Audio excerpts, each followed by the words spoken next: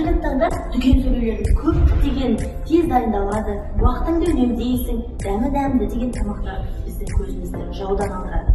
Өте дәмді болып көрінеді, бірақ та біз олардың одан кейін қандай зияны болатынын білмейміз.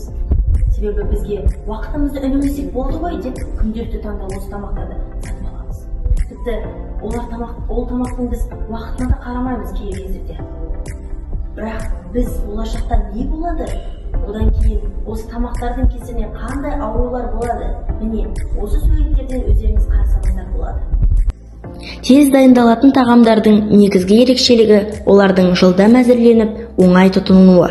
Алайда, мұндай тағамдардың құрамында үңіліп қарасақ, адам ағзасына қауіпті көптеген заттарды бар екенін көреміз.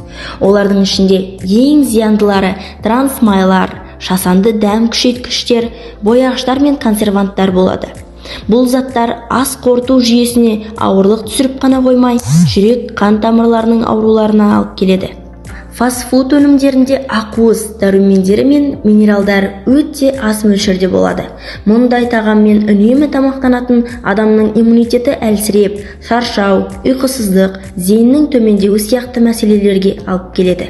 Балалар мен жасөспірімдерге өте қауіпті болып келеді, себебі олардың ағзасы өсу мен дамуға аса мұқтаж. Қорыта айтқанда, тез дайындалатын тағамдар мен уақыт үнемдеуге көмектескендігімен сіздер оны пайдаланбаңыздар. Шынайы қуат салауатты өмір салтынан басталады. Денсаулық зор байлық, оны күтейік, қамқорлық жасайық.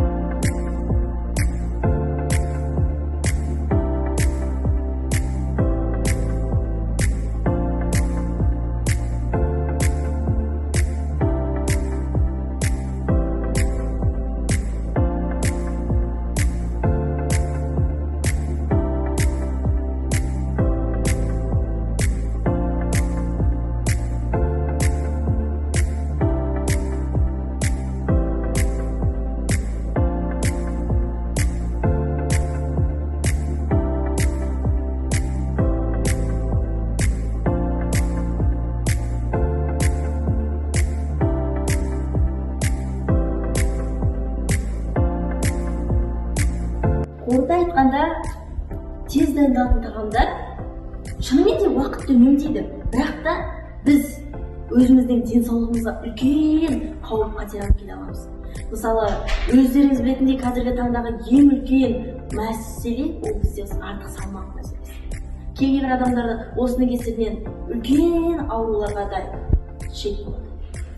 Ал сол себепті бұлардың барлығын алдын алу үшін өзіміз тазалықты ұстанайық, және де пайдалы тамақтар жейік, салауатты өмір салтын ұстанайық.